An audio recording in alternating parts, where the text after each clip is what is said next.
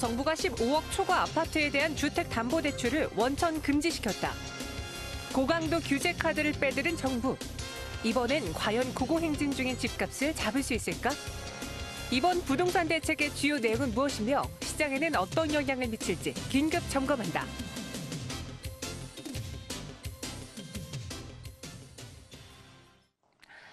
네, 9억 원이 넘는 집에 세금 폭탄, 그리고 이제 15억이 넘는 집에 이러한 비싼 집에는 이제 주택담보대출을 완전히 막겠다라는 정부의 강력한 의지를 어제 저희는 확인해 볼 수 있었는데요. 어떤 내용인지 명지대학교 부동산학과 권대중 교수님과 함께 자세히 짚어볼게요. 안녕하세요. 안녕하세요.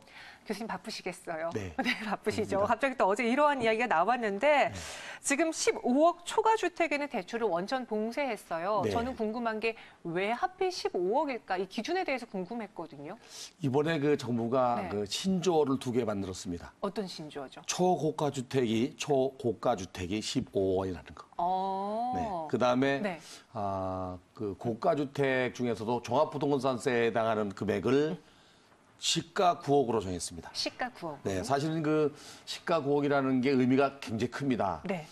종합부동산세를 만들었던 2005년도 5월달에 노무현 정부는 고가 주택을 6억 원으로 만들었었습니다. 네. 그러면서 가구별 합산으로 세금을 올렸는데요. 이게 금액이 너무 낮다고 해서 2007년도 11월 달에 MB 정부가 이걸 1가구 1주택은 9억으로 올렸어요. 네. 그리고 1가구 다주택은 6억으로 올렸죠. 네. 12년이 지난 지금 9억이 고가주택이냐? 다들 전문가들이나 시장에서는 아니라고 했습니다. 네. 서울의 평균 주택 가격이 11월 말 기준으로 한국감정원 자료를 보면은요. 중위권 평균 가격이 8억 7,272만 원이었습니다. 네네. 근데 9억 주택은 평균 가격이 돼버렸어요. 그러게요. 근데 이번 정부는 시가 9억을 고가 주택이라고 신조어를 만든 겁니다. 그리고 초고가 주택 15억이라는 걸 설정해서 네. 그 15억 넘는 거는 전면 대출을 금지시켰어요. 네. 지난해 9.13 대책에서 1가구 1주택은 9억이 넘으면 대출을 안 해줬거든요. 네네. 이번에는 15억이 넘으면 전면 무주택자도 안 해줍니다. 그러면서 9억서 15억 사이는 지금 규제지역, 투기지역과 투기과열지구에서는 네. 대출을 때 그 LTV라고 론드 밸류 담보 비율에 대한 대출 비율을 40%로 정했거든요. 네네. 근데 이거를 9억서 15억 사이는 20%로 낮췄어요. 네. 그러면서 역시 9억 원 이하는 지금대로 40%를 정했습니다. 그럼 교수님의 이야기를 들어보니까요. 지금 정부가 확실히 원하는 것은 집값을 잡겠다라는 거잖아요. 제가 볼 땐 그런 게 아니고요. 네. 대출 받지 말아라. 대출 받지 집도 말아라. 사지 말아라. 네. 그런 것 같습니다. 아, 그래요? 그럼 그러니까 다시 좀 본론으로 돌아와서요. 9억 원을 고가로 정했어요. 근데 말씀하신 것처럼 쭉 아파트를 줄 세어 봤을 때 가장 중간값이 8억 7천이라는 거예요. 네. 그런데 9억을 고가 주택으로 정하고 15억은 초고가 주택으로 정하면서 이러한 규제를 강화하게 되면 그래 원하는 집값은 잡을 수 있는 거예요?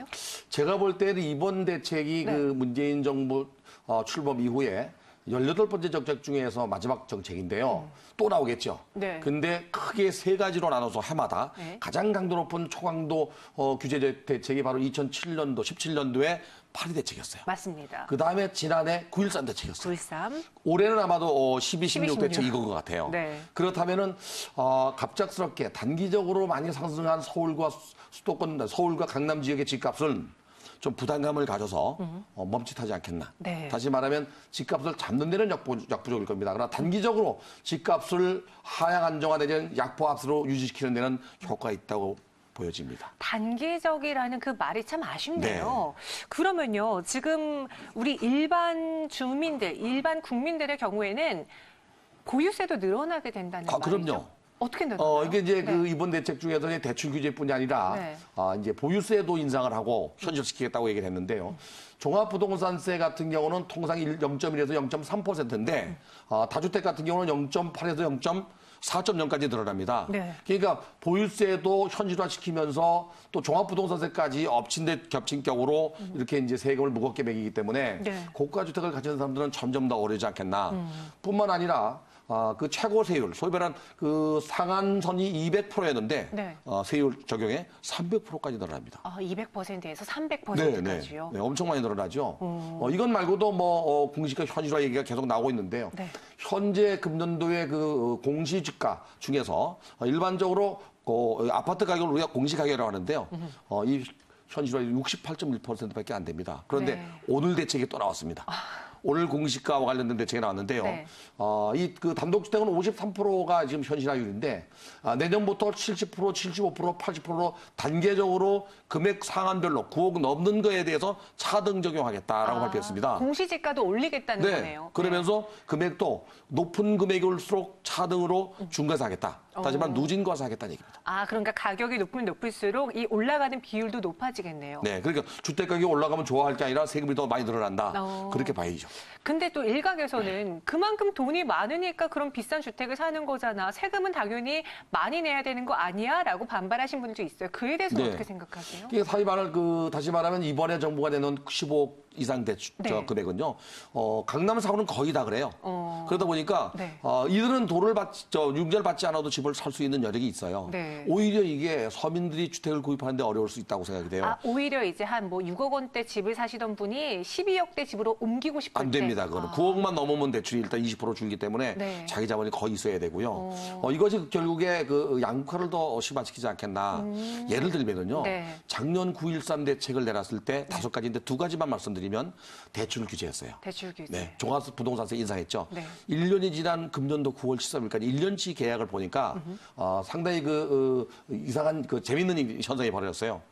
1년 동안에 9.13 대책의 대출을 규제했을 때 9억 원 이하의 그 거래 건수가 감소한 게 60.2%나 감소했습니다. 거의 반토막 났죠. 네네. 근데 9억 원 이상 되는 주택은 오히려 비중으로는 네. 17.2%였는데 24.7%로 올랐어요. 더 늘었네요. 그렇죠. 돈 많은 사람들은 크게 영향을 안 받았다는 얘기입니다. 이번 대책도 9억 원 이하의 주택에 대해서는 LTV를 40% 적용하지만 그 이상 되는 주택에 대해서 20% 내지는 대출을 전면 금지시키면 문제가 심각해질 수 있죠.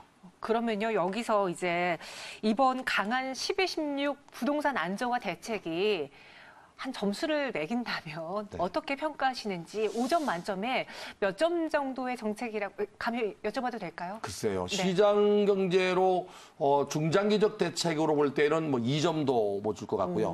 뭐 C약점 정도. 그러나 네. 이제 단기적인 주택 시장 안정화나 또는 급등하는 주택 시장을 잡는 데는 한 B약점 정도로 줄 수 있을 것 같습니다. 아, 네. 좀 그렇게 좋은 점수를 받지는 못하겠다. 그러니까 다시 네. 말하면 규제가 부동산 시장을 안정화시키면요. 네. 규제가 완화되면 부동산 가격이 다시 또 오르게 돼 있습니다. 가격을 규제하면 규제가 완화되면 가격이 다시 또 오르듯이. 네. 그래서 시장 경제는 수요 공급에 의해서 정책을 가야 되고요. 부동산 정책 자체는 네. 수요 공급에 의해서 이루어지는 그 시장을 정부가 왜곡되거나 잘못될 때 이거를 잘 리드해서 끌고 갈 수 있는 그런 정책을 내놔야 되는데 정책이 시장을 끌고 가는 꼴이 됐습니다. 그러면요, 이것도 개인적으로 궁금한 게 저는 이제 30대생을 좀 대표하는 입장에서 네. 집이 없잖아요. 네. 집은 사고 싶어요. 그런데 집값을 사게 도와주겠다고 정부는 계속해서 부동산 대책을 내놓고 있는데 왜 가격이 오르는지 정말 그만큼 돈을 많이 버는 자들이 많아지는 건가요? 어떤 이유에서죠, 교수님? 가격이 오르는 이유는 딱 2가지입니다. 네. 어쩌면 하나예요. 공급이 부족한 겁니다. 공급이 네, 부족하다. 수요가 많은 겁니다. 그래서 그래서 정부는 서울이 서울은 금년도에 국토교통부가 어제 발표한 자를 보면은 약 한 4만 2천 가구 정도의 입주 물량이 있다고 그러거든요. 내년에 4만 1천 가구. 부동산 114 자료를 보면은요. 금년도가 4만 2,892가구의 입주 물량이 있는데 내년도 4만 1,512가구랍니다. 문제는 2021년도에 2만 640가구로 줄어듭니다. 반토막 나죠. 네. 지금 입주 물량은 적어도 지금부터 3, 4년 전부터 공급을 시작했던 거거든요. 공급이 부족하면 가격은 올라갈 수밖에 없죠. 거기다가 공급이 줄어든다는 시그널만 줘도 심적 압박감 때문에 가격은 올라갑니다. 네. 여기에 유동성 자금이 1,000조가 넘습니다. 그러다 보니까 부동산 시장으로 자금이 몰려서 가격이 올라가는 거 아닌가. 네, 사실 저희가 부동산 이야기 조금 더 많이 하고 싶은데 오늘 네. 교수님이 굉장히 바쁘세요. 어제 이 안정화 대책 터지고 나서 여기저기서 지금 교수님 의견 듣고 싶어서 부르고 있다고 들었는데 마지막 질문 하나 네. 드릴게요. 그럼 내년에는 부동산 가격이 더 오를까요? 정부는 또 어떤 정책을 내놓게 될지 전망에 대해서 한 말씀 해주세요. 내년 4월 말까지는 네. 민간택지 분양가 상한제 적용을 한다 하더라도 실질적으로 시장에서 적용이 안 됩니다. 네. 또 6월 말까지 이번에 어제 나온 대책에서 10년 이상 보유한 1가구 2주택에 대해서 양도세 중과세를 배제한다고 했습니다. 내년 상반기까지는 하향 안정세로 이렇게 가지 않겠나. 약보합세로 갈 것 같고요. 내년 하반기부터 후년으로 넘어가면서 재개발 재건축 시장도 얼어붙고요. 공급량이나 입주 물량도 부족하기 때문에 다시 또 시장이 위험할 가능성이 있습니다. 실수요자라면 조금 더 기다려보는 게 어떨까 하는 생각이 듭니다. 네, 알겠습니다. 어제 나온 이 부동산 안정화 대책에 대해서 이야기 나눠봤고요. 지금까지 권대중 교수님과 함께했습니다. 고맙습니다. 감사합니다.